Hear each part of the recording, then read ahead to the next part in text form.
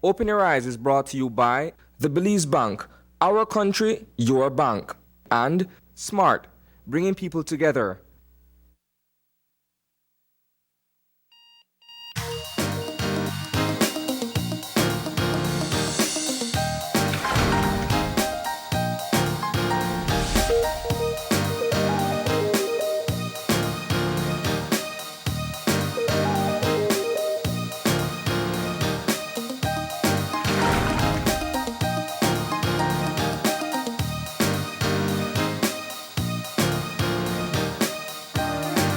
Good morning. Welcome to Open Your Eyes. Start your morning right. I'm Marlene Cuellar. And I'm Asani Cayetano. And thank you for joining us this morning. Quite a restful weekend, Marlene. That's right. I know some folks are out because it's the Halloween weekend, it's the Halloween season, quote unquote. So some persons are already out making the best of the weekend, but it was quite restful and relaxing. Yeah, it is the last week of October. Not even a full week. We're going to close off in November this year. I think that's a surprising reality, the way this year has just zipped by. Time flies fast. We can look forward to Halloween. After that, it'll be the 19th. But it's just, you know, it's the end of the year, but it's also the end of a decade that's coming to a close. So yeah. Quick as that, Marlene. Blink of an eye, as we say it, right? Leaves you a bit pensive for a moment, doesn't it? All right, so we're going to be checking in on our weather for just a bit. We were expected to have some rains, and I saw a bit of it. I heard thunder and cloudy skies, but I don't know if there were other areas that were affected and what we'll be seeing today. I was up in Boreal Boom on Saturday, and we had serious rains and thunder and lightning. All right, well, we're going to go ahead and read the prepared forecast for today. And so the general situation is for relatively moist and unstable conditions to prevail over the area. The 24-hour forecast, sunny with cloudy spells today and partly cloudy tonight. A few showers and isolated thunderstorms will occur over most areas this morning, then mainly inland this afternoon and over the south tonight. Or winds are going to be from the west-northwest at 5 to 10 knots, and then it's going to be coming from the east at 5 to 15 knots, and that makes for a slight to light chop in the seas. And of course, the outlook for Tuesday and Tuesday night is for a few showers and isolated thunderstorms to affect mainly the south. Elsewhere, showers or thunderstorms will be isolated. All right. And or high temperatures for today. Seems the showers are cooling us down just a bit, with highs of 86 along the coast, 90 inland, and 80 in the hills. And our lows? Our lows. Tonight along the coast, 80 degrees Fahrenheit, 27 degrees Celsius. Inland, 73 degrees Fahrenheit, 23 degrees Celsius. And in the hills, 68 degrees Fahrenheit, 20 degrees Celsius. So that's our weather update for today, and we want to thank forecaster Michelle Smith for putting it together. And seems we'll be getting some showers. Yes, we will. No matter what part of the country you're in, so you can't expect that much. And I'd say pack an umbrella, give the kids their raincoats or rubber boots, whatever it is. Yeah. Just in case. And as a reminder, and this goes as a no-brainer for most of us because we do live in the hurricane belt, we're down to the final month in November to round off the hurricane season 2019, and so far so good. Yeah, fingers crossed. It's been quiet so far, and we know that it's not something that we can have any certainty of until the season is over. So we do still have to stay on alert, keep those supplies just a little bit longer, have those plans in place just to know exactly what you're going to do. And let's wait out till the end of November and hope that it remains a quiet season. Definitely. Also, we do want to remind people, man, I was fighting off a whole lot of mosquitoes this morning. It was crazy. I think just a little bit of rain from last night, they just seem to be out in abundance. And so there is still an alert about dengue. You do want to try not to get bitten. Clean up your yards. That's really the best way to prevent it. And you want to think about using repellent if you must. Remember, if you've had dengue, you especially don't want to get it again because you're then more at risk of developing the severe kind. So do take extra precaution. invest in some off spray Yeah. or some fish spray. Invest in some, as we'd call it, some burn oil. If you have stagnant bodies of water in and around the yard, in your drains and what have you. It's just preventive measures. Or the coils, you know, mosquito everybody's coils, used to the coils. You put them at the front door and keep them from coming in. But do take that into consideration. It is Monday, though, which is the day before KTV Latino. Yes, it is. I do want to remind everyone, of course, that tickets are available at Channel 5 on Coney Drive.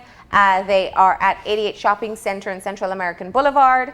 And they're also at Smart's downtown office. We're almost halfway through the season already. And there's some pretty interesting choices in terms of songs. I'm really interested to see how they're going to pull them off, the challenge songs.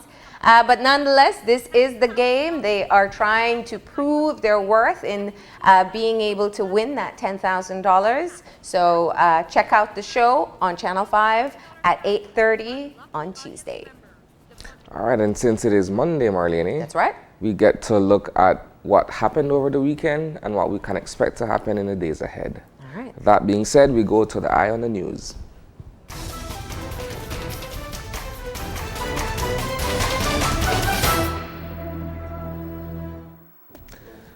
So we closed off last week with a conversation with employees of the Citrus Growers Association. Several of them reached out to me. As you would know, and viewers would also be aware, I've covered developments in the citrus industry extensively, more so over the past 2 weeks, where we have sort of put out there to the public the dire situation that the industry is facing. And so while we looked at it from a broad picture perspective, I was able to get an inside view, so to speak, from 3 employees that I spoke with on Friday. And this has to do, these are members of the administrative staff of the Citrus Growers Association. And this has to do with definite financial insecurities at the association. I'm saying these persons haven't gotten paid for quite some time. And members of the management team haven't been paid for the past 3 months. We are looking at a situation, Marlene, where these individuals have families, they have financial responsibilities and obligations elsewhere. And one of the striking things that was shared with me on Friday in speaking with one of these individuals is the fact that a former employee opted to resign some time ago.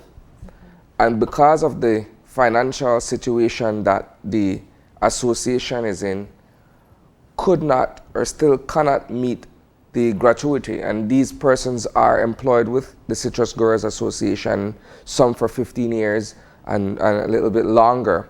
So it would be a substantial payout to these individuals. So there is fear of resigning because there is no certainty what you will get, if any, at the point of resignation. So they're still holding on, but essentially they're still not being paid, at least for the past 2 to 3 months. So this is a very, very tough situation for them. As I mentioned in the newscast on Friday, these persons put out flatly exactly what it is that they're dealing with at the association, and the fact that utilities and amenities are already being cut.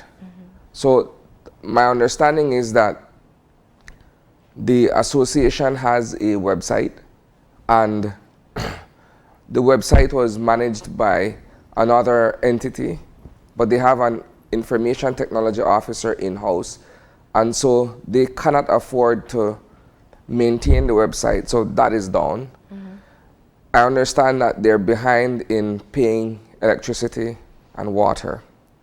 And part of the coverage in the past couple of weeks has been the fact that they have been crow-footed as well. And so they have monies outstanding to UNO and monies outstanding to Westrac. And my understanding as well is that a lawsuit is pending in respect of trying to collect on these debts. I was made to understand, I was told that they're set to go to court on the 9th of November.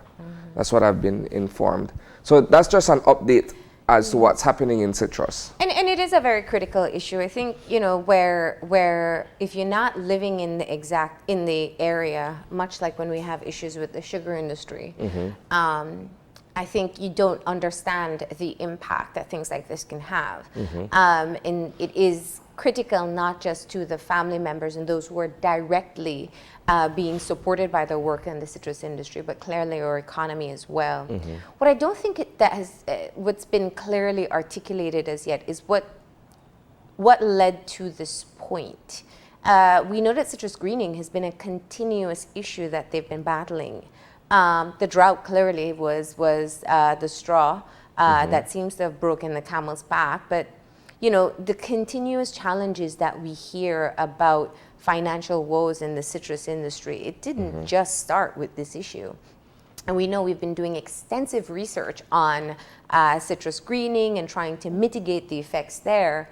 So how did they end up in this situation? Was it financial mismanagement? Was it perhaps not having sufficient vision and being able to carry out its mandate beyond in the long-term vision? Is it the continuous infighting with the growers group that seems to have led to this point?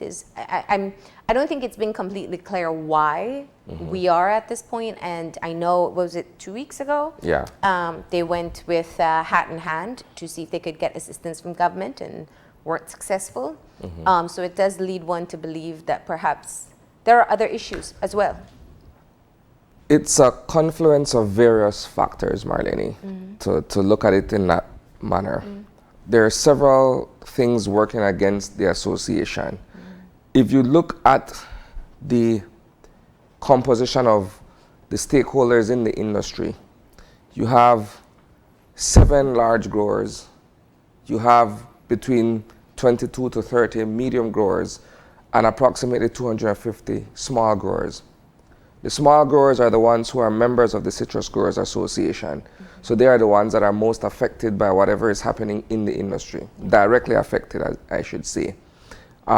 You have issues of personality, you have issues of production, and the lack of production is being attributed to the citrus greening disease, right? And as I had mentioned, in coverage of this particular issue, we've learned that there is supply and demand within the industry itself, insofar as the nursery providing plantlings for refarming, right? So there are all of these issues, and of course, management. That's one of the primary questions. You know, is the association being managed in the most prudent manner in terms of being able to meet and satisfy the fiduciary responsibilities and what have you. You hear one grower say, you know what, we haven't had an audit being conducted since 2014. So obviously those are in fact legitimate questions being asked. Yeah. But like I said, my particular angle this morning is from the human interest aspect of it, insofar as the persons who are working continue to work and don't know what the financial future of their employment is on a day-to-day basis, right? So that is the angle I was taking it from. I think the questions definitely, we have to dig for the answers. Looking at a second bailout in less than 10 years, it just doesn't seem that, I can't even begin to guess what the reason is. Yeah. I can't say I have a great handle on the sector. I know you do. But these are questions that have to be answered, and clearly this is what always it happened with the sugar industry. It's the farmers who get affected, even when it's an association and industry issue. So it's always, as they said, the small man will feel. But it's finding answers as to why this is the situation once again. And it continues to be, and I think it's important that you mentioned it, it continues to be an important sector for us. And so we can't just turn an eye to it and not keep on bringing these reports out. So, yeah. So the second thing that I wanted to touch on this morning, over the course of the weekend, I was contacted by a representative of the Belize Water Services Limited to inform me that the company is hosting a press conference this afternoon at 1 o'clock, and this has to do with the discoloration of water. I know that perhaps in certain areas of the city or the country, there has been an issue with brown water, so to speak, coming through the tap. I know that I've experienced it over the past couple of days. So the company will be discussing what are the effects of discoloration, if any. And what's causing it. Yeah. And what's causing it, exactly. Yeah. And there has also been low pressure being reported in certain areas as well. I don't know if the two are related. I'm not the expert to say. But they're all of this, all of these information, all of these questions, will be answered this afternoon. So that is that. That makes me feel a little bit concerned. I wasn't paying attention to the color of my water. I don't know if you were at home, if there is discoloration here in the city, but yeah, definitely want the answer to those. And usually I think people raise these concerns online, or they call the water services itself, so we'll find out what's happening there. Calling a press conference to discuss it is sort of a proactive way of taking the bull by the horns. Yeah. So we'll look forward to field specific questions and get the answers that would satisfy the public. And then finally, Marlene, I know that last week we have also been covering quite extensively the developments within the United Democratic Party. They are on the cusp of certain changes to come internally. And we had reported on the mounting race for the leadership of the party. It's a succession move. And of course, all the other vacancies within the ranks of the party. That being said, so we do have the Honorable Patrick Faber and John Saldivar, who are confirmed will be facing each other once again for leadership of the party. Well, in the first instance, it was for deputy leadership. This time around, they're vying for the top seat. And then for first deputy leader, we have the Honorable Hugo Pat and Tracy Panton. They're going to be facing each other as well. Second deputy leader, Manuel Heredia and Beverly Williams. The national chairman, we have Michael Perfit, John Castillo, and Dr. Carla Barnett. I know that we had reported that he was a sole. Yeah, that he was a sole candidate at the time. We had also reported that there was an expression of interest from Mark King. Obviously, his name isn't on the final list here. And for vice chairperson, we have three contenders. We have Alberto August, we have Clifford Peters, and we have Khalid Belail. Khalid Belail is the mayor of Belmopan. Alberto August is the incumbent chairman of the UDP. And Clifford Peters, Boss P, is the chairman of the Dangriga branch of the United Democratic Party. And he had, he had come forward in the news last week to dispel the notion that he was, or he is, on the Honorable John Saldivar's slate for his candidacy.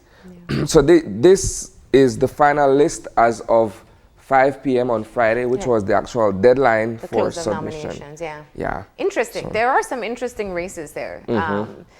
Naturally, the leadership, I think, is one that we're paying attention to. Honorable Saldivar's launch is taking place, I think, this weekend. And in Belize City as well, also at the Civic Center, which is where Deputy Prime Minister Faber did his launch as well. So I think it's going to be interesting to watch how this plays out. November is probably going to be really intense. December, we lose a lot of focus for Christmas. And then January will probably be full steam. Yeah, because it's in February, if I'm not mistaken. So they'll ramp up all activities during that time. What is interesting, Marlene, is that in speaking with Deputy Prime Minister Patrick Faber last Thursday, that one-on-one conversation that I had with him, I asked whether at this point he is coming in as an underdog, considering that in the news you have had certain area representatives and standard bearers who have come forward to lend their support to John Saldivar. And interestingly, he pointed out to me, well, it's nothing new for him because the first go-round, he was also the underdog. And he has always been rooting for other candidates who find themselves in a similar situation.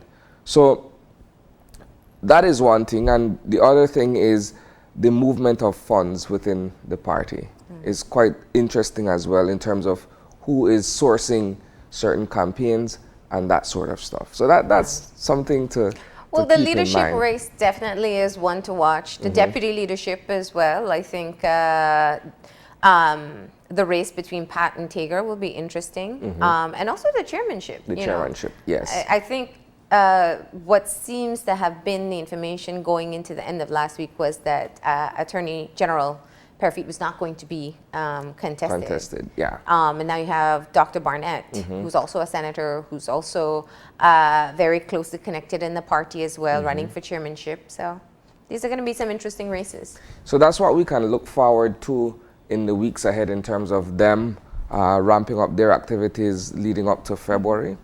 And of course, Marlene, that rounds off the Eye on the News for us this morning.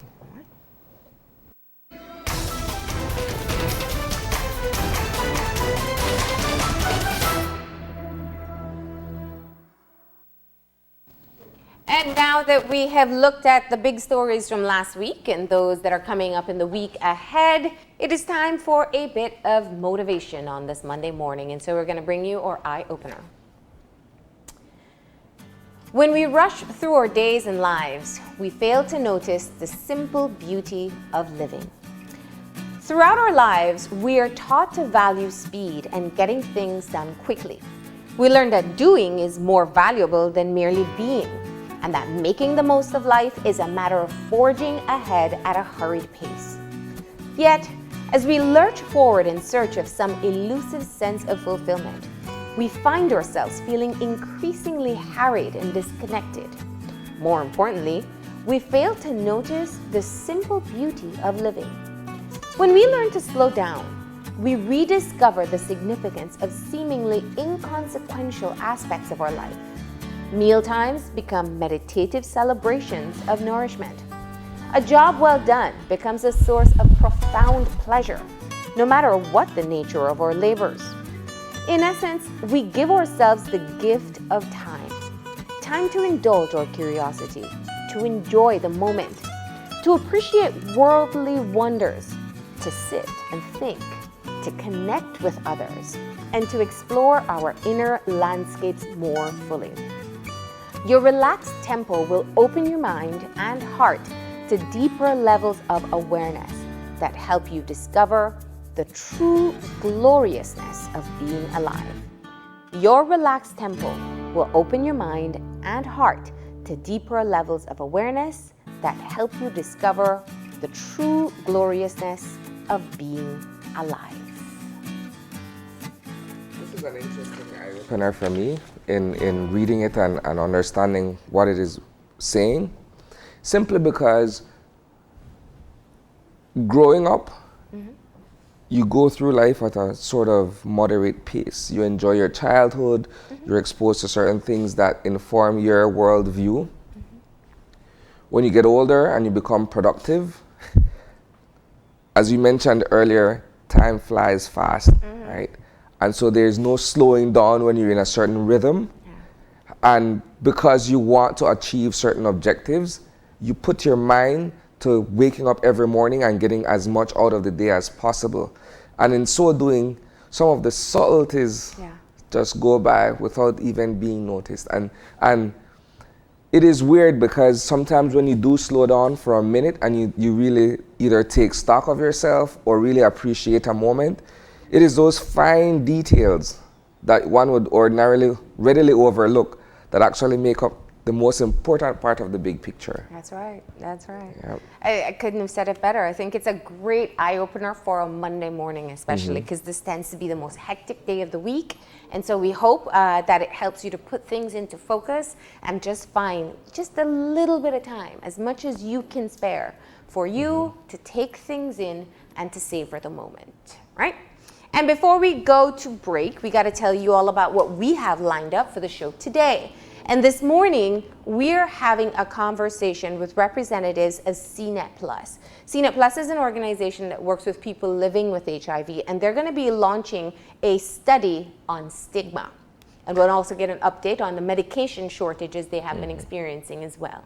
Our second segment is a conversation with the Belize Cancer Society on Breast Cancer Awareness Month. All right, and then we close off with all the details of Coastal Zone Awareness Week. We'll have that coming up in the show and much more. We'll take a break, but before we do, we're going to leave you with the birthday shout out. And today we are saying from all of us here at Channel 5 and Open Your Eyes, a happy birthday to Karen Recito. Right. Happy birthday, Karen. Have a great day, Karen. I hope your day started with a good workout as well. We'll be taking a break here and we'll be back for more Open Your Eyes in just a few. Stay tuned.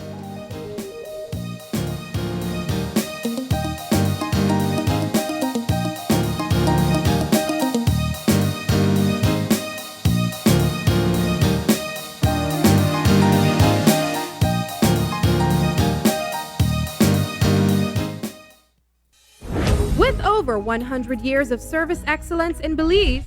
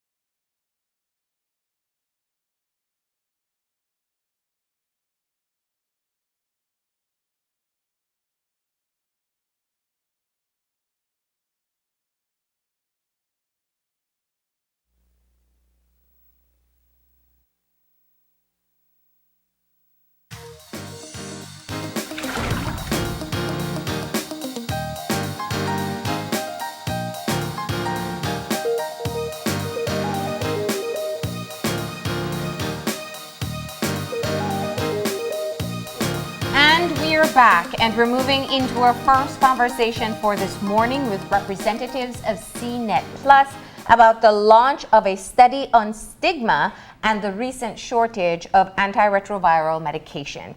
We're joined this morning by Diego Grajales, the director of CNET Plus, and Emer Pat, who is a board member of CNET Plus. Good morning and welcome. Good morning, gentlemen. Good morning. So, Diego, let's just start with a little bit of background so people can know clearly what CNET Plus is and who you represent. Yeah, so CNET is a non-governmental organization, basically run by volunteers like ourselves. Mm-hmm. It started in 2010 as a need that there was no space or no place where people living with HIV could express their needs or a representation, so that in case that for policy change, for advocacy, you have a face and a leading body. And since 2010 has been operating, we do normally we do a support group session. We create like support sessions because it's a very big issue right now that people are not taking medication, so they need some sort of support to deal with the stigma that comes with it, self-stigma or community stigma. So we try to aim and we try to be in spaces of decision making, sort of like the CCM, for example, ensure that people living with HIV are represented and their voices being heard and their needs are being heard at the country level. Yeah. Can I just ask, what is the total population of people that you're working with, and what's the estimated population of persons who are most likely positive in Belize? Yeah, so it's about 3,600 people total living with HIV in Belize. We work with approximately, our membership will be around 30 people that are active and always participating. And are always there, but we try to engage people in the community, and we meet more people outside, and they come to our interventions. So, and this is where the idea of stigma comes in, right? Simply because you have persons who are living with HIV who are either afraid to come forward and seek either the counseling services or seek medical advice and that sort of stuff.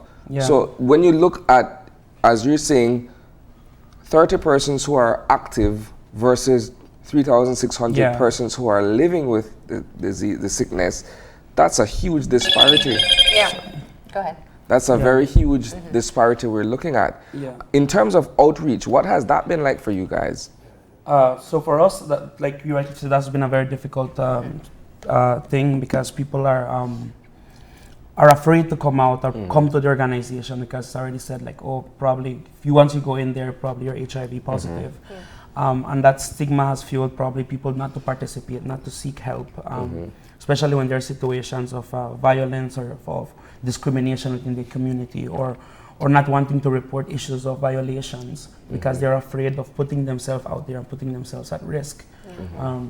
And I guess a good place to start is just you two. Becoming a part of CNET Plus as an organization for people who are living with HIV is kind of already putting yourself out there. What made you want to get involved? Let's start with you, Emer. Well, what made me to get involved in CNET is that you saw the need of the people there, and then when you start getting involved with people, many a times you just saw. When we were doing a home visit, because we had a program in doing home visitations in the different areas in our district, and then we saw the real needs of people, right? We saw people really in bad conditions. You saw that need. It's not really the treatment, but also the care that you have to engage that client itself. And sometimes it's just a small hope that person just needs and requires for him or her to stand up and continue the battle.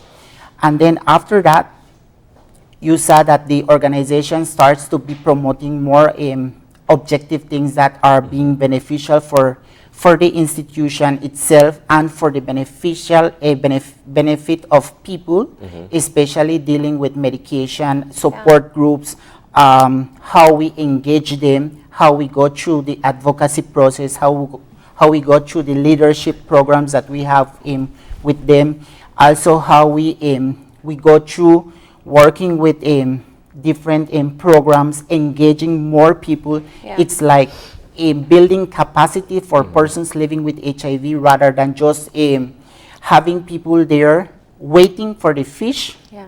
instead of them going for the fish. So in that way, it's a two-way. We gain and they gain from the institution itself. And what about you? Yeah, for me it was it's like Kimmer said, the greater need. We saw I saw dear people close to my died from AIDS related causes, and it was very impactful in their lives. And then when I initially started with CNET, I was a home visitor. And we saw the need. People were in terrible conditions, and most still are, but we try our best to put a little bit of hope out there. Yeah. We saw people that literally gave up and just quit because they're afraid that they just don't want to continue living, because it's like putting an extension on their life when they're really living so much rejection. Yeah. Yeah, mothers were proud. A case of a mother that the children rejected her. They literally were so uninformed that they would spray Baygon on the sofa after she sat there. Every time she used the bathroom, she had to clean it with Clorox and everything. See, this is the result of a lack of proper knowledge. Exactly. Yeah. And I'm looking at it from a point of view where lack of proper knowledge and stigma go hand in hand. Yeah. Because the more you know and the more you're informed, the less you discriminate and the less you look at people differently. Yeah. So in a situation where mothers or parents in this case are being totally shunned by their children. And those harsh actions being taken, simply goes to say that there wasn't enough information sharing to educate the kids. And this is one thing that, because people are so on stigma, the self-stigma that they have, then they don't report or come to people or find the help. They rather just suffer it and endure it, and that's the thing. That was a troubling image to put in my head. You know, I did a story many years ago on a young man who was put in a shed in the backyard. 1 cup, 1 spoon, 1 plate, and to imagine it's still taking place today, it's unreal. You did a study on stigma, and I want to come to that in just a bit, but we have to come to what is the more critical issue for people living with HIV. We're lucky in Belize, we get free medication. If you are infected with HIV, you can get all your medication for free. But you are facing a shortage. And I want to talk about how critical this is for you as people living with HIV, and what's been the response so far. You can start. Well, for us, it's critical in the sense that a person cannot be out of medications. It's your lifeline, you know. Yeah. And we haven't gotten really a clear response as to when. I think the ministry said around 2 weeks, if I'm not mistaken. But and they also mentioned about that the companies are cutting down on the production of this medication. But what does that mean for people living with HIV? What does that mean? What's the impact in their life? Does that mean we'll have constant shortages? What are the next steps? What is the long-term solution in order to avoid the situation? And right now, as we speak, many people have been up to 2 weeks without medication. So there's some who already run out. They have already run out. Oh, wow. It was lucky that one of our members reached out to a family which a member had passed, and he managed to get some medication, which was luckily the same one he took at Tripla. And but right now, a lot of people are in a situation where they don't have anything, and it's worrying because your body can develop resistance to the virus, to the virus and the medication. And this is part of the education that has to happen, because I think people don't understand, you know, it's not like a medication to not make you feel bad. It's a medication that you need to survive and keep on fighting the virus. And so you've taken stock with your members so far. How many people are in a critical situation when it comes to medication? Right now, from the reports that we got were exactly 10 people right now that are out of medication that have confirmed to us. But this is the only people that are real close members of the organization. So you can imagine how much people are out there that do not have medications. And even if it's only one person, it's one person without medication, one person whose life is at risk, you know. And have you gotten a response so far? Well, we've not really gotten an official response other than what was the NAC received and shared for the news report. It's still unclear what are the next steps for preventing another shortage, which is, for me, it's very scary because there's a lot of people that life depend on this. It's not something you can take for granted. Perhaps the ministry should consider looking elsewhere as opposed to sourcing from one particular market. In echoing what was shared last week by the Director of Health Services, my understanding is that he explained very clearly the fact that it's a matter of supply and demand based on market size, right? South Africa, I believe he's saying, being the largest market for this type of pharmaceutical from India. I believe it is being sourced from India, but their biggest customers, so to speak, or their consumers are based in South Africa. And for our end, the small little quantity, so to speak, that we would be ordering, notwithstanding the fact that we have paid the $200,000 up front, still doesn't guarantee us a place, a higher rank on that waiting list, so to speak. And I think that is a huge part of what is affecting you guys. Concern, because then what are the solutions being put on the table? And from us, we would be open to have probably discussion and see, hear what are the updates, how we can probably not much support because we don't have finances like that for source medication. But to see how we can strategize as a national response to deal with this. We, in communications with the rest of the national response, the National Health Commission, it was talking about keeping it sustainable and how we can then ensure that we are a part of the procurement of the purchasing of the medication, so that we are ensured that from the moment we start having shortages, we alert it and we deal with it before it gets critical. So that's like in the line for discussion right now. I mean, it's just tough because what I'm hearing from you is that there is nothing. I mean, you're just waiting and seeing, basically, yes, and hoping that your viral load isn't going up in the meantime. So basically, that's it. Just wait. I mean, there's not much other people can do.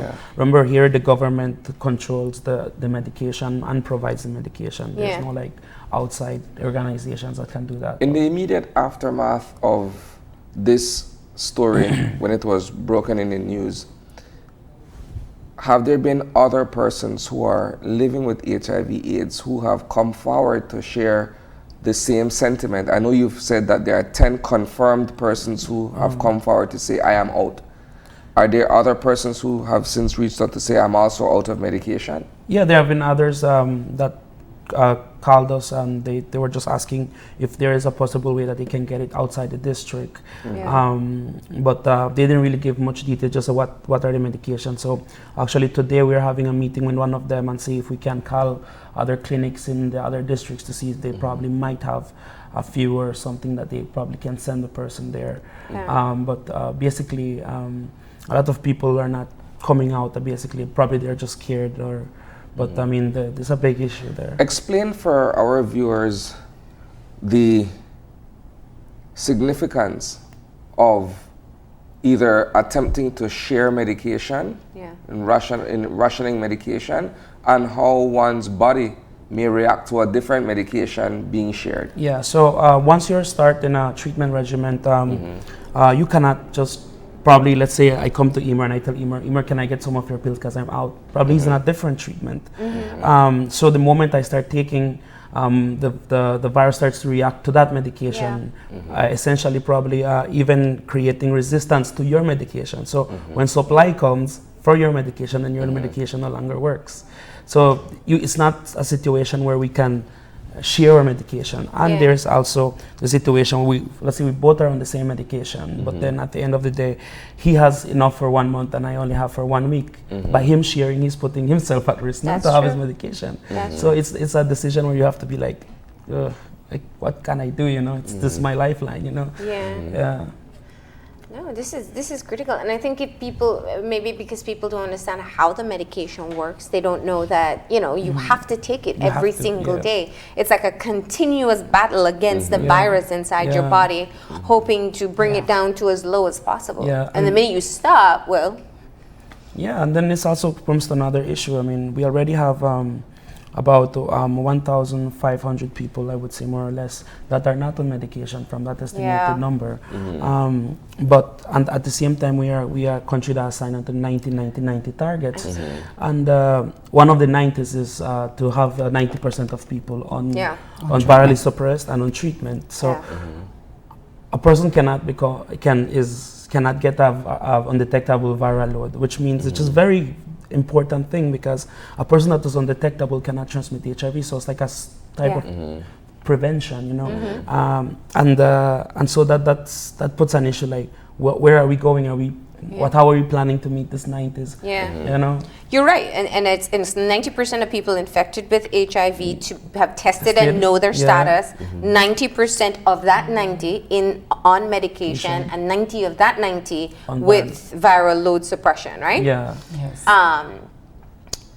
It is a goal, I think, that is worthwhile to pursue, but this definitely can cause some concerns. Well, I hope that you're able to work the issue out. Yeah, of course, we are following it up. I mean, as an organization of people living with HIV, it is our duty to put a face and to advocate and ensure that people living with HIV get their medications any way possible. Okay, let's shift gears and talk about, I mean, I really do wish you the best on it. I wish there were more answers we could get, because it is a serious situation. But I also want to talk about the stigma issue, because that is a critical one. I was thinking this weekend in knowing that this segment is coming up, how in typical cable news, you easily see a commercial about HIV treatment now. You know, it's no different from talking about allergy medicine or anything. The commercial is there. It talks about taking HIV and living a normal life. And that's really because HIV has become more of a chronic condition rather than that deadly disease. Medicine can keep it suppressed. It's like living with diabetes, and you can actually get to a point where you don't transmit it. Yet in this country, we still face, or from what we see and what I've seen even in the comments to the medication story, that people are still very much discriminatory towards persons living with HIV. Yes, of course, in our society, there is a lot of stigma and discrimination against persons living with HIV. Some people are even afraid to go to a clinic because they say they might be deemed them HIV positive just for going to a clinic always. Probably associating themselves with an organization, for example, like ours. They would be like, oh, don't really come to my house, or I just won't reach when I need something, but I want to be associated with it because I'm afraid of discrimination. There is discrimination at the community level. We currently have a case where one of our members, she got fired after she did an interview. After she did a story with us, The boss recognized the voice and fired her. With no reason, just dismissed her. But it is going to court. It is going to court. They are challenging it. So there is, and this thing takes a toll on people, because although you're trying to survive and say, you know what, I'll just take this, the moment that happens, it just sets you back. That's why a lot of people eventually just quit their medication and just stop, because they say, why am I striving for? I can't get a job, and I can't live a good life because I can't get a job because I'm HIV positive. I also that creates like this huge self-stigma and makes the person feel not capable of living, you know, which is a big issue. We within CNET, we have a reporting mechanism to report human rights violations, but a lot of people are not using it.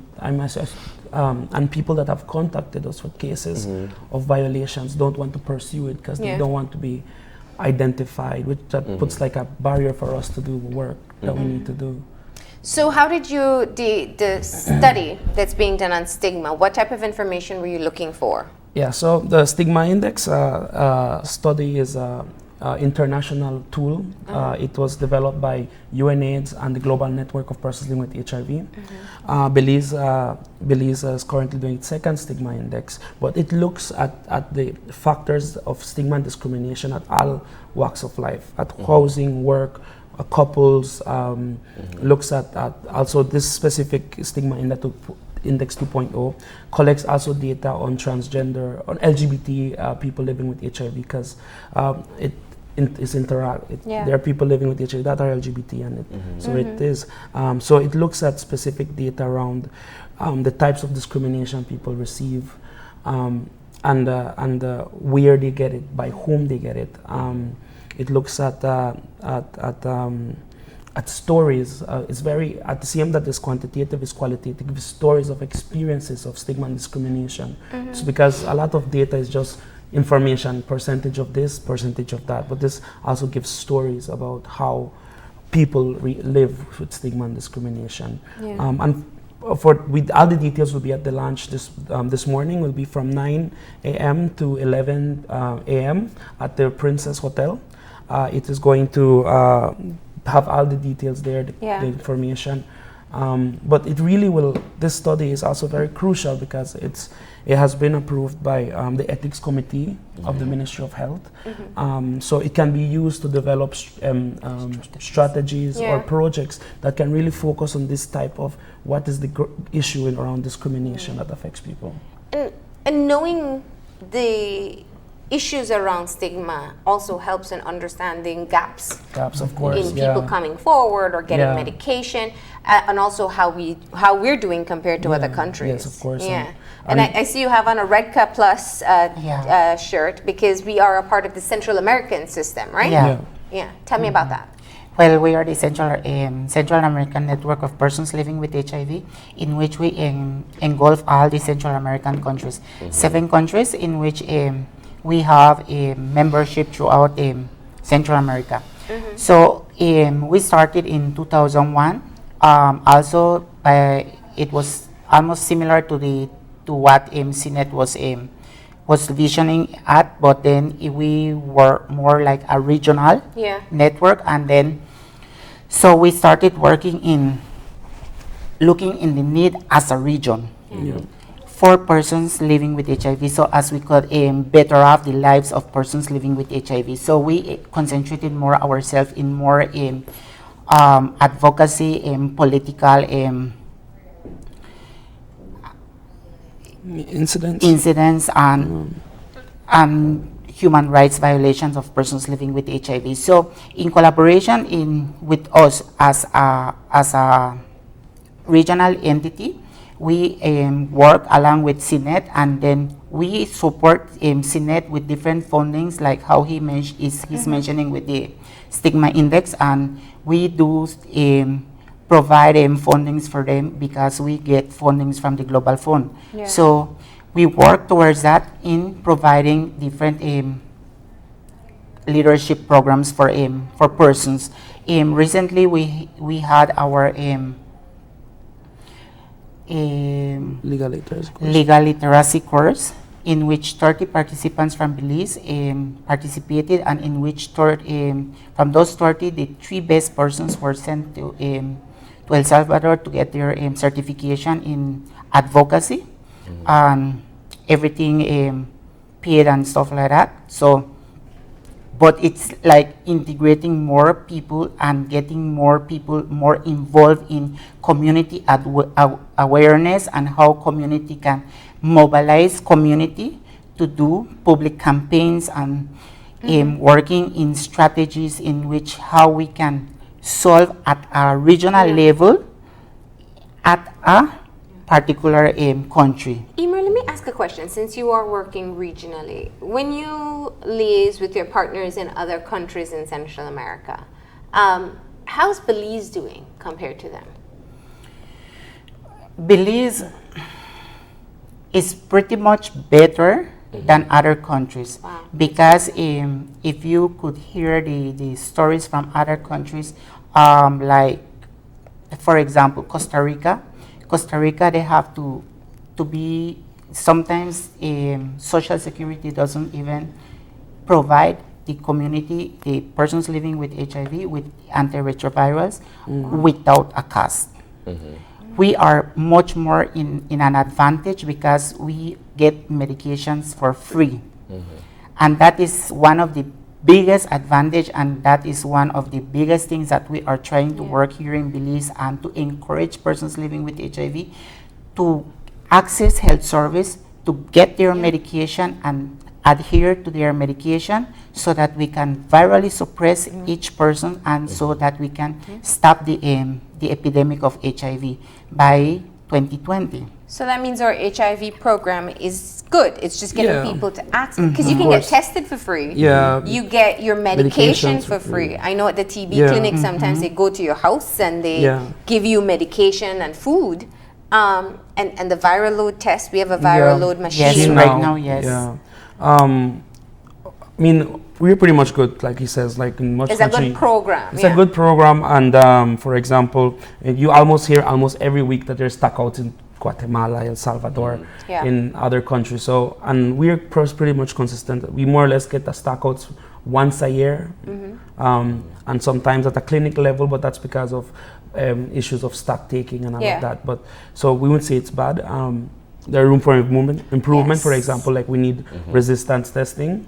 So we don't have if we want to do resistance testing, we have to go to Chetumal, and it costs around $500, and that really looks at your strain of virus and the medications. If the medication is working for you. Yeah. Yeah. All right. And so we're quickly running out of time. As you said, you're launching the stigma index study on the stigma index today. Yeah. This is something that will reveal where people living with HIV are facing stigma. Yeah. Yeah. Right. Yes. Yeah, I'd just like to share also that we have a virtual platform for reporting human rights violations Nice. that's funded from REDCA. Until recently, we had a lawyer that was supporting us, but due to the cutting down of fundings on HIV, Yeah. it's going to eventually go. So we call out to the public if they want to offer pro bono services to us, and also encourage people living with HIV to come out and report cases, because when you have the data, then you can prove these are the issues, and we need to develop policies to protect people Yeah. living with HIV. And up to certain point, it is also much more easier because we have a web page in which they can Yeah. go in directly, and they just go to www.org, .redca. and they just click there, and then they will find the word denuncias. They click denuncias, or they follow the icon where it says English or Spanish, because it's in both English or Spanish. So they can report it on the exactly. website. And then so we they get the can do follow-up. it, and then we can follow up with those cases that are of. All right. Well, gentlemen, thank you for coming in. Thank you very much. And for helping us to understand the critical situation with the medication shortage, and also to tell us more about some of the information coming out in that study launch Yeah. today. Everyone Right. is welcome to join us. It's going to be at the Princess right. today. And if people want to get in touch with CNET Plus, maybe somebody wants to register as a new member, they feel comfortable now. Sure, they can go to the REDCA webpage. They can contact us on Facebook. Okay. They can contact me on my number, 614-2933. So it's everything there. WhatsApp, right. everything. Thank you very much. Yeah. We're going to go ahead and take a break now, and we're shifting gears, still focusing on health as we talk about breast cancer awareness. That's coming up after the break.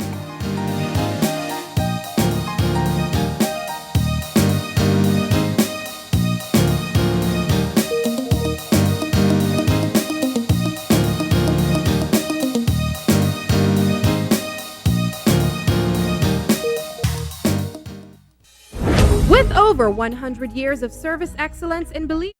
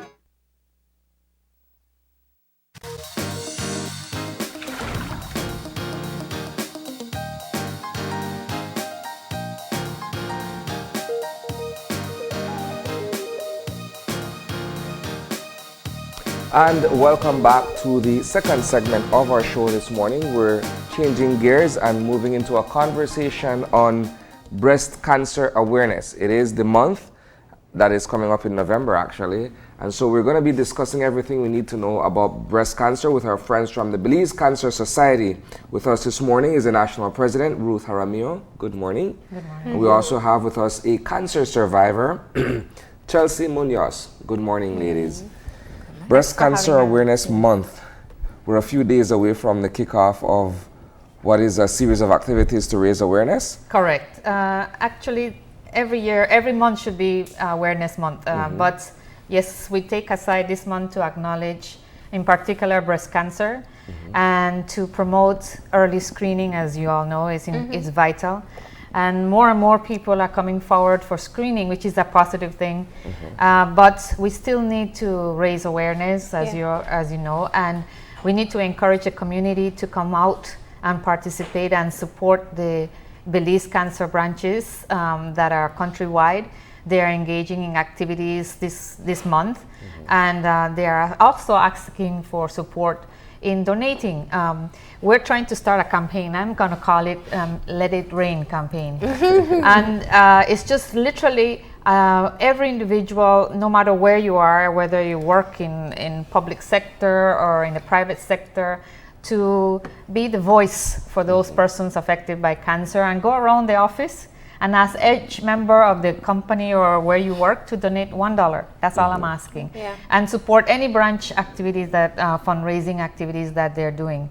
And the reason for that is that fund it will help to continue to support cancer treatment, which you know is, we have some support here, but you still have to outsource it outside. It's very expensive. Very expensive. Extremely expensive. And I think people don't realize that. I hear stories of families who, even if they lose their loved ones, they're just left with incredible debt from trying to upkeep treatment, and especially if they go for radiation. So this fundraising is something that's being done at all cancer societies across the country. That's correct. Everyone is doing their own unique activities. And the idea, again, is to be able to continue the work that the Belize Cancer Society, along with the partners like the Belize Dangriga Center and the Ministry of Health, of course, to continue to provide the support they need. And you know that we offer chemotherapy in Belize, but radiotherapy is not available in country yet. And though we do negotiate for better rates through the Belize Cancer Society, is still a limiting factor for many families. So we have to be aware of that, and we have to continue to promote early screening and even prevention of cancer. Yeah. You know, Chelsea is here, and I want to say congratulations, 3 months in remission. Yes. What I'm sure has been the journey of a lifetime. Chelsea, your story is very unique. Tell me a bit about what you have been through since being diagnosed with cancer. Okay, so on December 16, 2018, I was diagnosed with stage 2 Hodgkin's lymphoma. And what that is Hodgkin's lymphoma is a type of cancer associated with abnormal B lymphocytes. And B lymphocytes is a part of your normal immune system. But when that becomes abnormal or in a cancerous fashion, it tends to become enlarged lymph nodes. And symptoms of Hodgkin's lymphoma would be enlarged lymph nodes on the neck, chest, or abdominal areas. Also, some other symptoms would be high fever, sweating, and also weight loss. And how I found out I had cancer, I had an enlarged lymph node on the left side of my neck. And also I had lost a lot of weight, like a total of 20 pounds in a month. Wow. Yes. Suddenly. Yeah, well, actually, at that time, I was in preparation for a pageant. Miss San Miss San Pedro. Pedro. I just gave up my crown a couple months ago. And so I was in a lot of training. I was eating healthy. I was very health cautious of, what I was putting into my body and stuff, because that's just, preparation for pageants. So I wasn't aware of it. you know, the weight loss. I thought it was because of, you know, I was working out and I was eating healthy. But then it just, I was losing even more weight, even when I had stopped working out and eating healthy. So that was very alarming. And also the enlarged lymph node on the side of my neck, you know, that was alarming as well. So I went to the doctors, I had to get it checked out. I got treatment in Merida. I was traveling every 2 weeks for treatment. And I was also studying at the time. So it was hard juggling all of that, you know, being the beauty ambassador, just getting this news and studying. So it was really tough. I had to take a break from school. And also some of my responsibilities as being queen, you know, I had to juggle that as well. But, you know, I feel like everything happens for a reason. And also I get to use this opportunity to just shed light on all of this, because there's so many people, and I know going through this, it's really hard to come out and put your story out there. So there is a lot of patients, cancer patients, that hold their story, and you know, it makes you vulnerable when you're putting it out there. So if I can be that voice for them, you know. But this is the advantage, if I'd say, of early detection in terms of being able to take the necessary steps immediately upon detection. Exactly, and that can't be stressed enough. We have all types of cancer, and unfortunately, Hodgkin's disease is not a common one, but we do have other cancers, and breast cancer, cervical cancer. They're the top killers in this country among women, especially, and so we have to be very cognizant of that. But I can relate to the fact that what was different in her case is that she's young, and unfortunately, even there, we are noting that more and more breast cancer cases are coming out that are younger than the expected age group. That's a concern for us. So it points to the fact that when you see something different in your body, that you detect a change in your body that you know it's not normal, you need to be persistent and seek the care. I think you would agree with that one. Yes, definitely. Now that I put my story out there, I have a lot of younger people reaching out to me, and they're being diagnosed. Just recently, I have a friend that reached out to me, and he's diagnosed with Hodgkin's lymphoma, same as I am. And I was surprised, because this is the first time, you know, I actually met someone that is my age range. And you're 20, right? Yes, I'm 21. 21. Yeah, I just completed 21. And so I just feel like it's really important, especially for the younger generation, that they tend to have this idea that cancer only affects older people. But now, every day, I'm learning more that cancer has no age or race. It can affect any and everyone. I think what's interesting about your story as well, Chelsea, is that you embody, I think, everything that people think you should do to prevent cancer. You were eating healthy, you were exercising, you're not obese. And all of these things are contributing risk factors for people to develop cancers as well. And you still were diagnosed at stage 2. I have a question in terms of seeking the diagnosis, because this is where, when we talk about early detection, sometimes you see something, feel something, and you're like, oh, it's gonna go.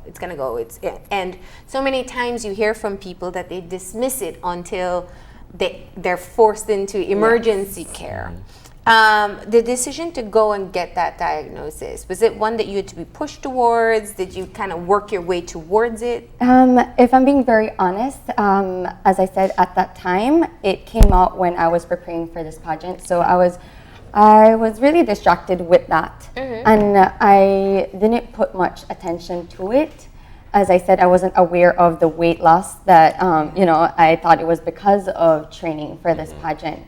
And also the lymph node that appeared on my neck, I thought it was due to exercise. And it wasn't that, I thought, like, you know, maybe it's just like inflammation or something. And it wasn't as big until I went to the doctor after I won the pageant, which was 2 months after.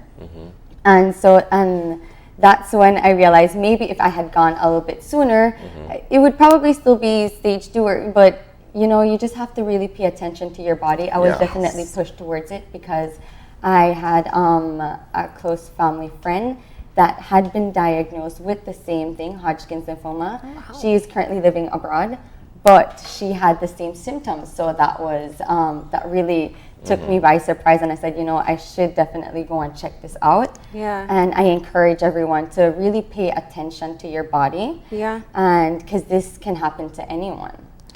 Wow. Yeah. And what about seeking treatment? What was that like? I mean, first of all, like the devastation it causes on your family. I can only imagine what your parents were going through, your family members. It affects everyone around you, not just the person getting treatment. Well, I had to do 6 months treatment, a total of 12 sessions of chemotherapy. And it was every 2 weeks. So traveling to Merida and coming back, that itself was draining. Nonetheless, the treatment, you know, all of that, it was very hard, I have to say. But I had a really good support system behind me.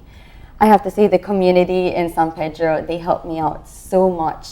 And they also, when they found out that I had been diagnosed with cancer, they came together and they organized a fundraiser, which this is very costly. So it took that stress off of my family. Nice. And they all came together. A couple that were not even that close, they reached out to me and they organized the entire thing, Christian and Marissa Guerrero. Nice. I am so grateful for them, and I was a part of the CrossFit community. So they all came together and they raised funds, and they're just encouraging me throughout the entire way.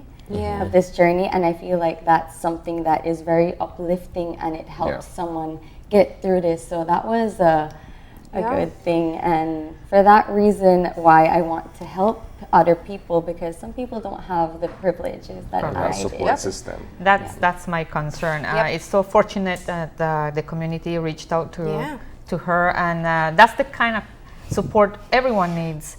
My concern is to ensure that the national response on cancer is strengthened. As the president, then my role is to advocate for integration of these services at the national level. And that's something that we need to continue to advocate for. Yes, we have some level of treatment, but again, it's not at the national level, and it's not the financing and the mechanism to make it countrywide, available countrywide, has not been defined yet. So we have some limited services. For example, screening is offered, it's free. I encourage all members who are part of the NHI also to take advantage of that opportunity to get free screening. Also through the NGOs that offer that BFLA, and get the screening. After that, you are not alone, and that's important to say, because what do you do? Like in her case, what do you do? The first thing that comes to your mind is, shock. And you need that level of support. The Belize Cancer Society offers that, and also helps persons who are affected to navigate the system, and which can be the most frustrating part. You are just, you are sent here, there, everywhere to get just a diagnosis. And once that is there, the treatment, it becomes overwhelming. And so it's important that you have a place to go to seek that support. And so I encourage persons who have been diagnosed to go early also to the Belize Cancer Society, where persons like Heather, she's an angel. She will help guide you through the system. Yeah, absolutely. And that's what I wanted to ask, Ruth, because we talk about cancer in so many different levels, and I just wanted to put it into perspective. It feels, and you can tell me if the statistics aren't available, that there just seems to be more and more cases and younger people. And we know that in terms of what's being offered, it still is pretty much the same. There's the Cancer Center in the South. In speaking with Dr. Grant, which it's heavily subsidized by him and his fundraising efforts, he gets some assistance by the Ministry of Health, but it's not enough. People go there and get treatment, and they just have a long-term payment plan of being able to pay back for this life-saving treatment.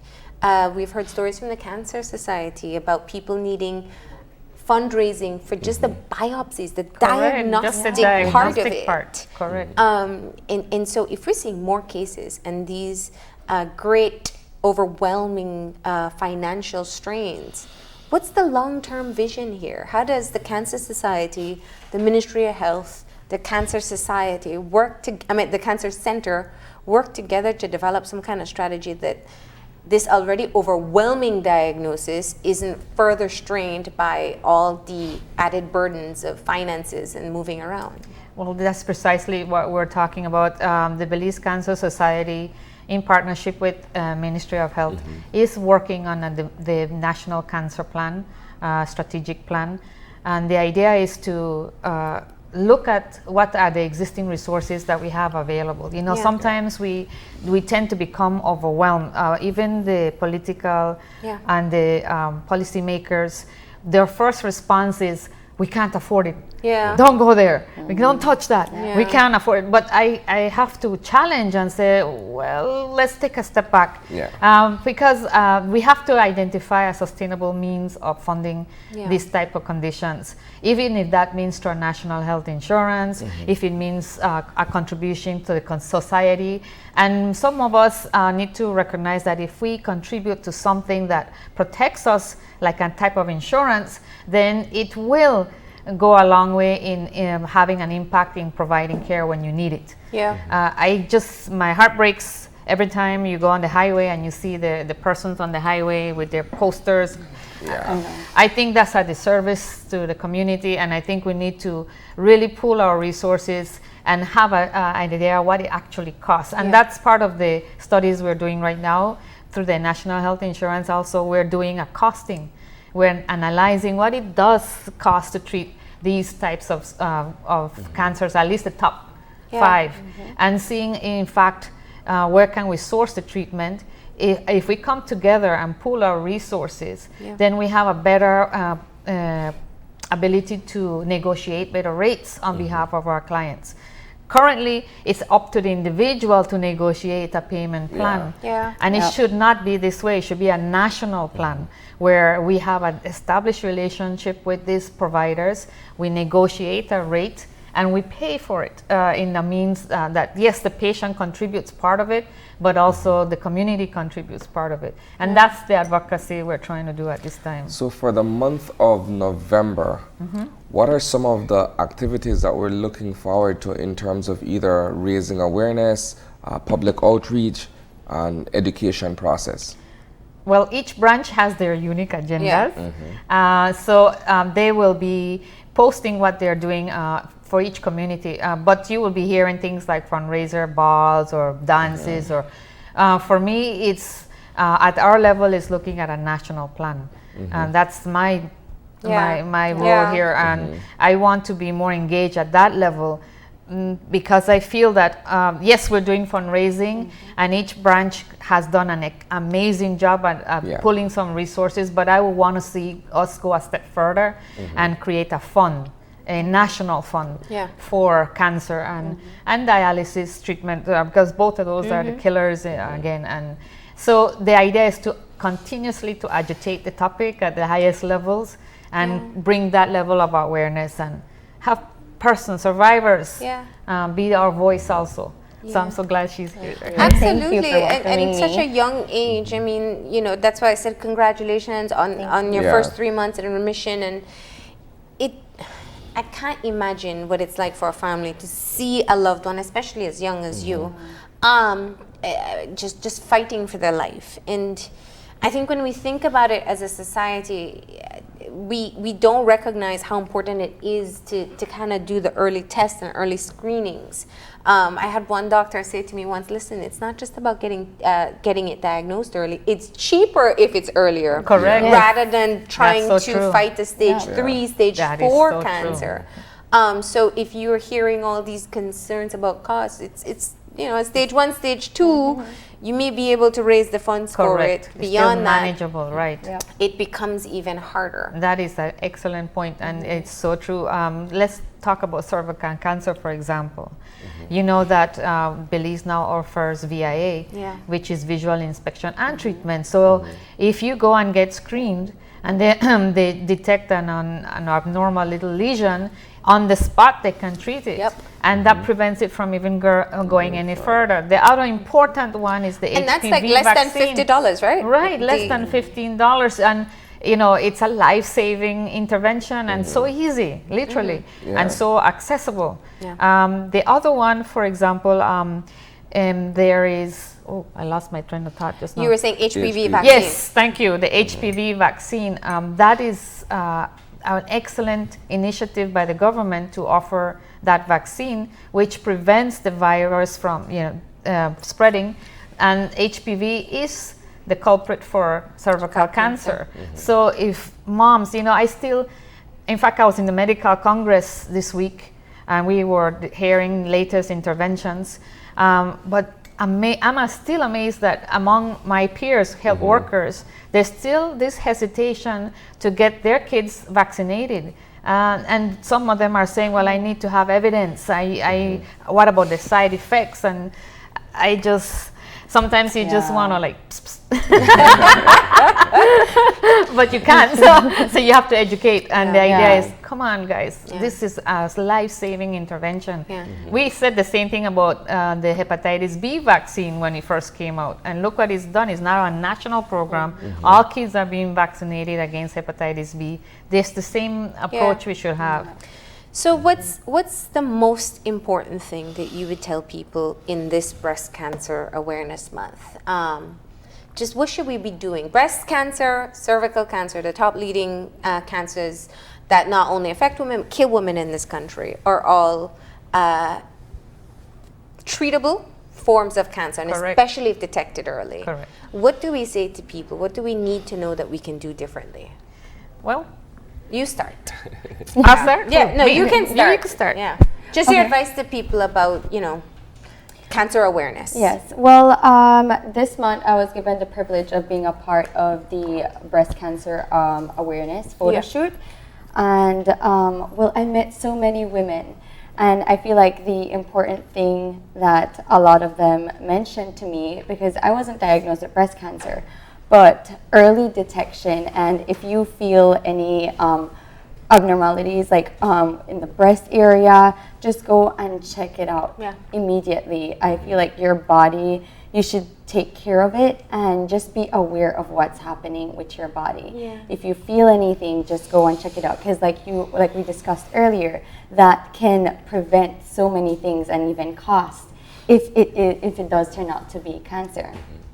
And also, I know there are like so many things that contribute to cancer. We don't know the exact reason, but eating healthy and just being very cautious of what you're putting into your body, what you put on your body as well, because there are so many different types of cancer.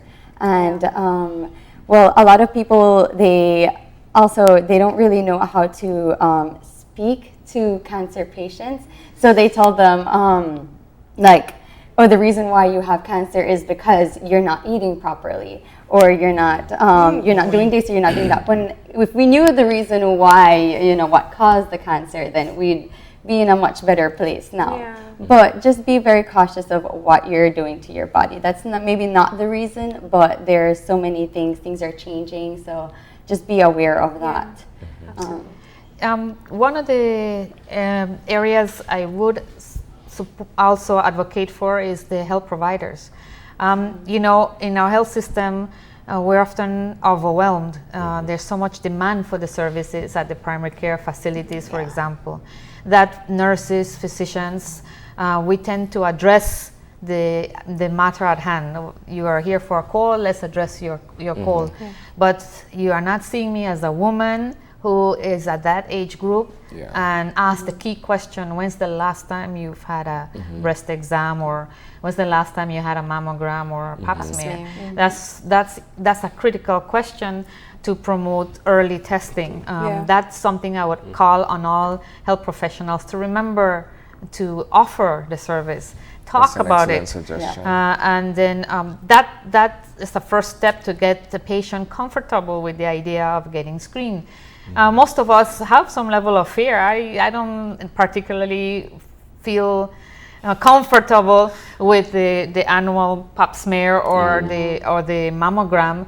It's a scary thought, but if you walk me through it and the health professional guides you through it, you're more likely to accept being tested. And if I give you the options that are available to me, then I'm more likely to say yes. And that's the kind of dialogue we want to see more available at that level. But as she said, also looking at your risk factors, you know, look at your family history. If you've had a family who have been diagnosed with cancer, you are at risk. Just that alone should guide you, you know. Also, as she mentioned, other risk factors like smoking. There's no value in smoking. It's well established. And yet we have a high level of smokers in this country. Drinking, I can't say that enough. I've been to enough clinics, observe how consultations go, and questions are asked, how many drinks you consume on a week?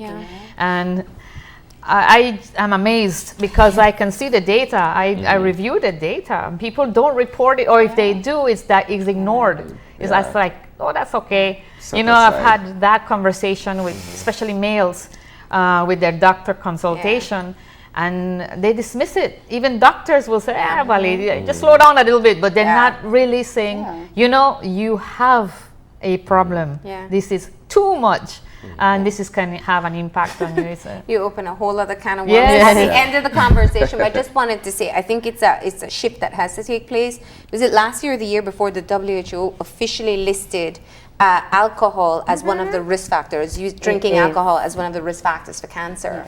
Definitely, and so it's so ignored. Tobacco, alcohol. But alcohol, because I go back to this because Belize is one of the highest consumers of alcohol. We actually take that prize, and I'm not proud of that. And yet, if we start to do the math, and we ask individuals, really, how much do you actually drink? And the most common response we get is, well, I only drink on weekends. Or when weekend starts Thursday, by the way. And so, okay, fine. So how much do you drink on a Thursday? Oh, like 5 beers. And on Friday, like 5 beers, and or 6 or 7, and you add. By the time you do complete the weekend, you've drunk at least by yourself a case, no less than a case of beer, and that's concerning. That sends alarms, and yet this conversation is ignored often when you go to the clinic, especially with men. And we have to have that dialogue. And obesity is also a risk factor. That's another. Actually, obesity has now been considered a chronic condition. And so now the support needed for obesity, though, is lacking. So yes, I'm obese. Now what?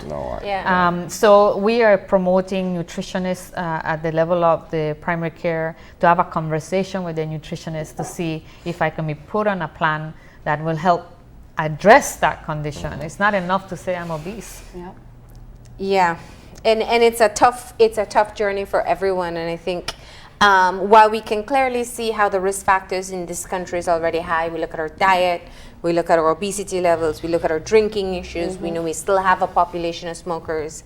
And then if you add to that your family history, then there are lots of things contributing.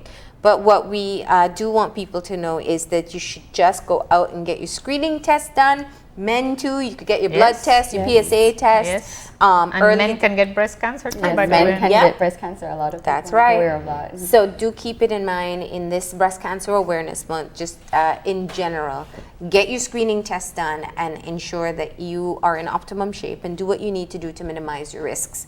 Ladies, thank you for coming in, sharing your story, and for giving us an update, Ruth. We are going to go ahead and take a break. When we come back, we'll be talking about Coastal Zone Awareness Week. So please stay tuned.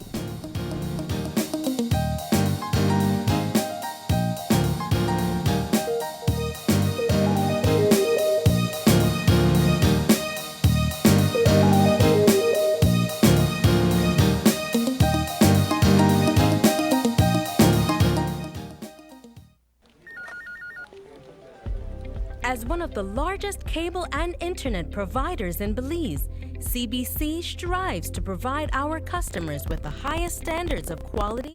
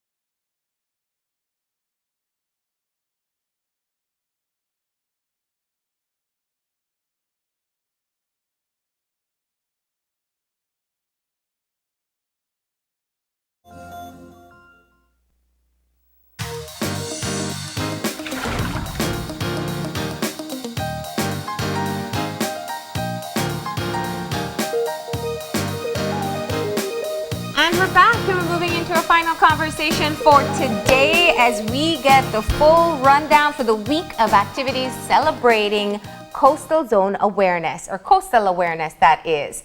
We have with us a coastal planner from the Coastal Zone Management Authority and Institute, Samir Rosado, and we have Chantal Samuels, who is the CEO at the Coastal Zone Management Authority and Institute. Good morning and welcome. Morning. Good morning. It just feels so wrong to be having this conversation indoors. Like, I want to feel aware of the coast with some nice breeze. But what? Golf ski, perhaps. Yeah, all right. So we'll just reschedule this for another time. Idea for next year. All right, but let's just start off by talking about the importance of having a week dedicated to just recognizing how important our coastlines are for us. Okay, well, I guess I can start.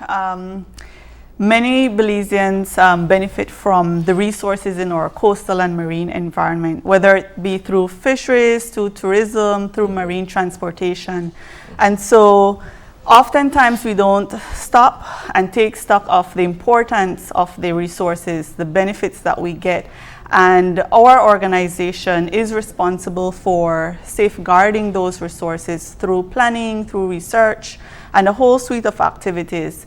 So we are duty bound to engage a broad group of audiences, from primary school students to teens, young adults, and older adults, to remind our Belizeans of why we have all these resources, how we benefit, and what they can do to assist in continuing to. Over the years, you've had numerous activities in commemoration of Coastal Awareness Week.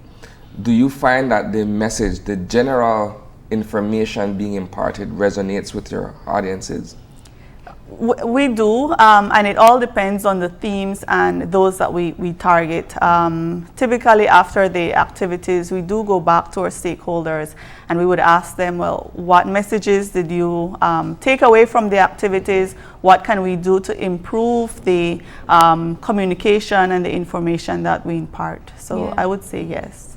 Now, we're a mostly coastal country. I mean, we have quite a bit of landmass, but most people go naturally near the water. What's the percentage of people who are living along the coast? It's just about 40% of our population. Yeah. And so we rely, but beyond that, we rely on what the marine resources make available to us. Yeah. And so I think that it's something that we can easily undervalue. How do you use the week and the activities to kind of give that reminder to people how important it is that we all play our part?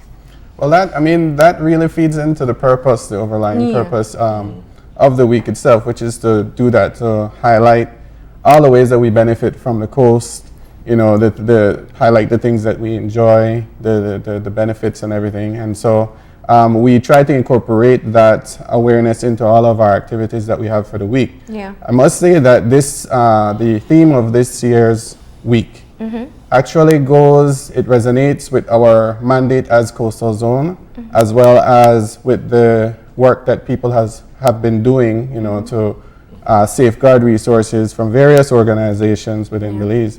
And so the theme I should mention is building coastal resilience through innovation. And innovation is the key word there in that. Yeah. Innovation doesn't necessarily have to be technology. It could be innovative approaches to stuff. And so Belize, we are a resource-stricken country for the most part, and so we are forced to make lemonade out of lemons, but we also have to use the peels for citrus cleaner and all of that. So we really have to maximize on what we have. And so this year, the week is focused on that, highlighting the ways that people have, found ways to achieve proper and sound coastal zone management. Yeah. When you say coastal resilience, what does that mean? Well, I can start and then you can add on. But when we think about resilience, we think about the ability of being able to bounce back from a shock. And so we have our ecosystems that we want to become more resilient. As humans, we are resource dependent. We are causing some level of impact through our use of those resources. And if we don't manage them, we don't give our coastal ecosystems a chance to bounce back And so that is at the heart of what we want to promote during this week, that there are impacts, yes, we need to manage them, we need to find ways to mitigate them as well. Yeah. Dare I say that perhaps we are the biggest contributors to those impacts, as opposed to, for instance, wanting to write it off and say, well, it's natural disaster or any other environmental cause. But we contribute the most to what takes place there. Yeah, well, we are in a very precarious situation in that we are not ultimately responsible for our own fate. Belize is a carbon sink. I mean, you know, we are the ones that are feeling the effects of climate change. We are not the causes of it. And so, added to our compounding list of things that we have to do to safeguard our coast, climate change is one, and trying to deal with those adverse effects that we are expecting or are already seeing in Belize, you know. And so that feeds a lot into resilience, you know. How do we then lessen or decrease the amount of impact that our activities are having on the coastal environment, while at the same time using our coastal environment? Because, you know, as you rightly said, you know, we're dependent on it. Yeah. And so trying to stop people from using it really is doing a disservice to ourselves as a country. Yeah. When you look at those impacts, so to speak, you're looking at, for instance, overfishing, you're looking at pollution, you're looking at all of these mangroves or trees along the rivers, deforestation along the coastline and that sort of stuff. Those are, to me, all factors that we contribute to. Yeah. While we may not be, as you mentioned, the prime contributors to the overall climate change effect, we in our own way are responsible for what happens along our coast, correct? Yeah, we definitely add that extra strain, because these, you know, these habitats, they are faced with a lot, you know. They have the natural environment working sort of against them, or, you know, and then you then have us. You know, our part, and again, it feeds back into innovation, is that how we deal with our part. How do we enforce the things that would allow these ecosystems to thrive or be able to cope with ever-changing sort of environmental condition and climate? You know, how do we do our part in a way that is effective, but again, leading back to innovation, cost-effective, and not a drain on other resources that we, you know, that we are already limited with.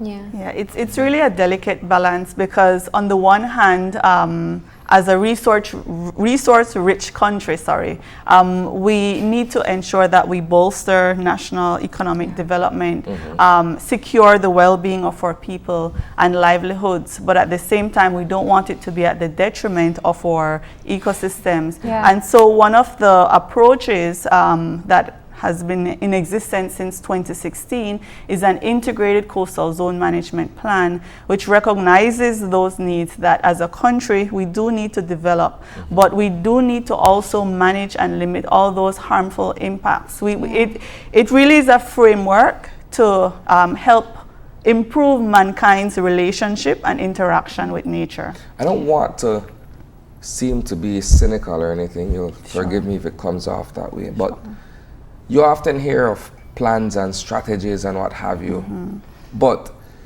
implementation and overall effectiveness seems to always be lacking when you have plans in place. It's only a beautiful thing on paper, but to get everybody on board, and those who are most responsible for carrying through are the ones who seemingly are the less aware or the less educated of what their individual roles are in fulfilling the plan. Perhaps in this case, we're looking at persons who directly interact with these natural resources, these marine resources that we speak of. Would you respond to that? Yes, it's a challenge, I think, across the board in the country. And it can be perceived as, yes, an uphill battle, but one that for us, there is opportunity when you think about what innovation can help to contribute to that process. If we can bring in our partners in such a way that they're excited about their work that they have to do and their contributions to the overall good, I think then we would have made significant progress. In terms of our plan, or the country's coastal zone management plan, I should say, it's fairly young. It's in its third year of implementation. All is not perfect. And we are going through a review process, or will be going through a review process soon, to look at gaps, what we could have done better, as well as celebrate those activities that we've implemented so far that really worked. So. Now you have quite a few activities that are going to be looking at meeting your theme. You have a video competition, you have a innovation fair, several things taking place. Who's going to be involved? Really, the activities were sort of tailored to expand reach. So we have activities geared towards primary school students. We have others for the general public, other for tertiary level students. So we wanted to sort of get our feelers out, and that's what we try to do every year during Coastal Awareness Week, is to try to touch, you know, every corner of, you know, the Belizean public, to try to, you know, raise the awareness, to have them realize, you know, what we're blessed with and what people are doing, the people that are silently existing in the background, what we're doing to try and ensure that you have these things to benefit from. I find that the younger generation, in fact, I was watching a report internationally, that the younger generation are bought into some of the issues regarding climate change. In fact, we can be very hopeful if Belize is what we're seeing in the international scene, that we're going to have some better footing. But in the meantime, I think what Isani is saying is that there are people who will continue to have negative impacts on the coasts. My question is, how do you work? Because we know fisheries is there, we know Oceania is there, we know coastal zone management is there. How do you ensure that everyone works together? You all have the same goal, you know, I think collectively, which is for the good of all Belizeans. How do you work together? Well, in our case, we're actually that sort of pivot stone when it comes to how we manage coastal resources. So really, what a part of our mandate is that we're supposed to coordinate and streamline all these different work plans from these different government agencies and ensure that everybody is on the same page as it relates to coastal resource management. So that is the main, or the essence of our integrated coastal zone management plan. Again, keyword integration, because and so that's what we're all sort of going towards. And another thing to mention about the plan, you know, I think as humans, we are, you know, we're used to seeing, you know, that instant gratification. You know, we're used to seeing results as we go along, and that isn't necessarily how plans work. You know, plans are something that are developed to steer activities, to steer decision making, and so it might not be 100% you pass the plan today, tomorrow there's a huge change. It's something, it invokes that change that we need, but it does it over time. And it's very often reflecting years later to see the progress that you've made. Exactly. Let's go back to the celebrations you're having this week. So you have a seminar coming up tomorrow. Tell us the details about that. Yes. So you could go ahead. Yes. So while today the week of events starts. Today's our media day. Tomorrow marks the official opening. This opening ceremony will be held in Belmopan at UB Central Campus, and it will feature keynote speakers speaking about how we can use innovation, embrace innovation, so that we can spur the necessary changes, with the net outcome being that we are safeguarding people's livelihoods, well-being, and the economy. We will also be combining that opening with a seminar, and we have local partners who will be speaking about their innovative practices, as well as invited experts who will be sharing their experiences with us as well. On the Wednesday, we're having the primary school trivia competition. This is by far my favorite event. Trivia about coastal areas? Exactly. So what we did, we provided schools with a question and answer bank with a broad range of topics, and then, you know, they have to study it, and so then we have the competition on Wednesday. Wait, Yeah. so give us a sample trivia question, since you helped to create them. Okay, you We'll know, test this, Annie. Not volunteer myself. I'll see if I can answer. well, let's see. one range of topics would be something about organization. So then we would ask, you know, what year was the Coastal Zone Management Act passed, which is, you know, very important for Belize. Beats me. Yes. I'll say 2005. 1998. Oh, all right. Now I'll take a question, so you don't look as bad. All right, let's see, off the top of my Don't give head. me a hard one. Let's see, how many coastal planning regions are there in Belize? Those are tough questions, man. I'd say 4, maybe out there. 9. 9. Yeah. Okay, Wow. I'm See, way so- off. So it does require some study. does Yes, require it does. study. This is the version of Are You Smarter Than a Third Grader? There's Well, they have a leg up. They have the they cheat did sheet. study. Yeah. Okay, good. But yeah, so that's on Wednesday. We have 9 schools participating this year. Those schools are St. Joseph RC School, Holy Redeemer, Queen Square, St. Mary's, Belize Elementary, Bernice York, St. Ignatius, St. Luke's, and All Saints. Nice. And they're all competing for 3 prizes. First place is $500 and a multimedia package from Fulltech. Second prize is $300 and a tablet, courtesy of Cellular World. And then third prize is $200 and just a gift basket that we prepared ourselves. Those are some good prizes. Yeah. All right. And if I can just add, for those persons who won't be able to make it to the Bliss on Wednesday for the trivia, it will be broadcast live on Love FM. So anyone can tune in and listen along during the competition. Nice. On Thursday, we will be announcing the winner of our social media video competition. So we had put a call out for amateur videographers to submit a video that sort of shows their interpretation of our theme, and it was a 2-minute video that they had to create, and so we will be announcing the winner of that competition on Thursday, and the prize for that competition is $1,000 and a stay at Ian Anderson's Cave Branch. Ooh. Look at our weekend That's stay. 2 nights. Too. Yeah, 2 nights. All right. It's too late for us to enter. I'd be an amateur, by the way. Oh, no. You have access to high-tech equipment. All right. And then lastly, you have. Well, on Friday, we have the Innovation Fair at the Battlefield Park.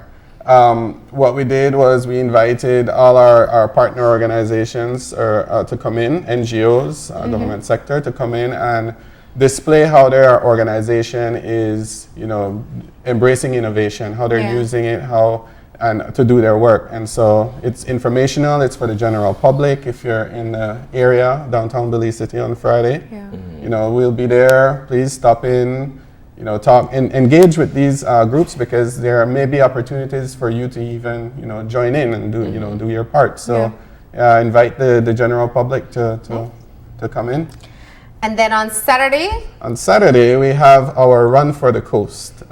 It's a very short run from the BTL Park to the Lighthouse and back. So it's like 3 miles, 1.5 each way. It's a fun run, you know, you could walk, you could jog, you know, there's no pressure. And at the same time, once it's over, when you register, you have a chance to win raffle prizes. And so they are very neat prizes that, you know, you might be eligible to win. And that's a run along our coast. Exactly. So, yeah, that's one of the best areas to be early morning. Yeah. Nice. All right. Well, we wish you the best of luck. This full list of activities, you have it on your Facebook page, Yes, I'd yes, imagine. So people can be able to check it out there and join in on the activities. Thank you for coming in. Thank you Thank you as for well. having us. We're going to go ahead and take that final break. When we come back, we'll have our wrap up. So stay tuned.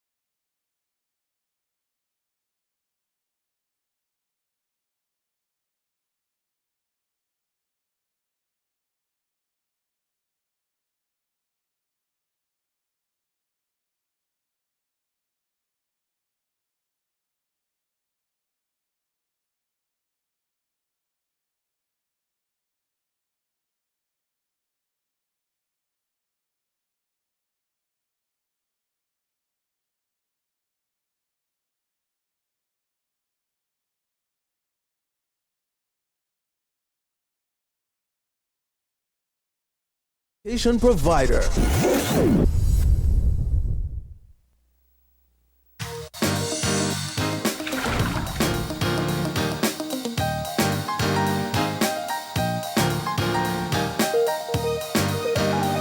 And we're back. Quite an interesting show today. Yeah, lots of information. Heavily health-based, but we were able to be informed and pass that information on to our viewers. We discussed the issue of breast cancer in no particular order. We discussed breast cancer. What else did we discuss? Yeah, looking at the situation of people living with HIV, and talking AIDS, about the stigma there. I'm really interested to find out what comes out of that launch of the recent Stigma Index. And closing off, of course, with the activities for Coastal Awareness Week, I should say. So they have a bunch of things happening this week. You can find out more on their Facebook page. But and of course, you should participate. That's what we should be urging our viewers to do. Get involved. The public event, which is the fair, the Innovation Fair, I think is Friday. There's also the seminar on Tuesday, and then you can tune into the other activities as well. But we are out of time, and as you said, we are going to be covering quite a number of the issues that we discussed earlier on with Eye on the News. We'll take a quick moment to say congratulations to our co-worker here, Abu Sese, who came in, who's the first runner-up for Mr. Belize. Close enough. That means you'll be working hard next year to take that title, and so we'll have our sports update as well. You'll see Abu in full form later on. But of course, that is all the time we have for today. Remember, if you want to contact us, send us an email at oye@channel5belize.com. Drop me a line at marlene_OYE@channel5belize.com. Find us on Facebook at Open Your Eyes BZ and on Instagram at OYE Belize. Remember to tune in tomorrow morning at 6:30 when you open your eyes to start your morning right. Until then, keep your eyes, your mind, and your hearts open, Belize. We'll see you soon. Enjoy your day.